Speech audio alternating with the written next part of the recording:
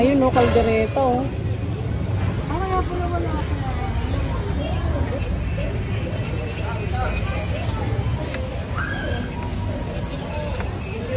Magkano po yung take-out na ganyan? 105. May kasamang rice? Wala po. Kaldereta lang. Ano oras po Kaya, magbubukas? Alas 2 na ng hapon po ngayon, ma'am. Hanggang maubos na? Hanggang alas 2 din po ng madaling araw. Okay. Everyday na po yun? Everyday po kami, ma'am. Dating ng alas 6? Dito na kami sa May Carlos Palangka, yung dati namin pinapwestohan. May rice. May rice. Dito Open po? rice na po. Same lang po sa ma'am, 100 din po.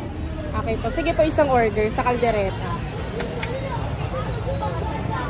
Nakailang kilo ka na po niyan sa isang araw? Nung hindi nag-clearing, ma'am, nakaka 150 kilos kami.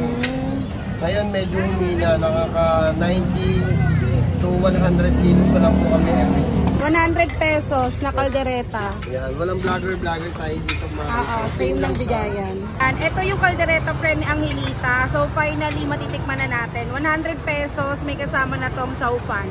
Then 4 na piraso siya. Then masarsa. Ayan, tikman natin yung sarsa. Ay masarap. Sobrang malasa siya friend. Lasang-lasa yung reno. Lasang reno na may pagkalasang cheese. Ayan friend, sakto lang yung dami niya friend ha. 4 na piraso, may maliit, may malaki.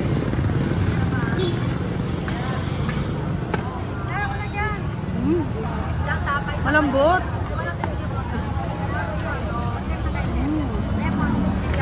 Friend, sobrang malasa yung kaldereta. Grabe. Friend, sarsa pa lang, malasa na. Malalasahan mong hindi tinipid sa spices. Tikman natin yung kanin. Ayan friend, naka-chow fan na ha.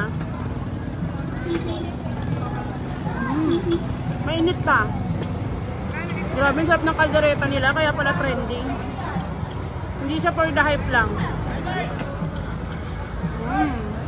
Sarap. Sulit na for 100. Ano po yung address nyo dito, ma'am? Carlos Palangka po, ma'am. Tatagpuan niyo po kami dito na alas 2 sa hapon dito po sa may gilid ng Quinta Market. So ayan, ito yung Quinta Market. Bali friend, dito yung kaldereta ni Angelita. So meron sila ditong dine-in sa harap and meron din sa likod.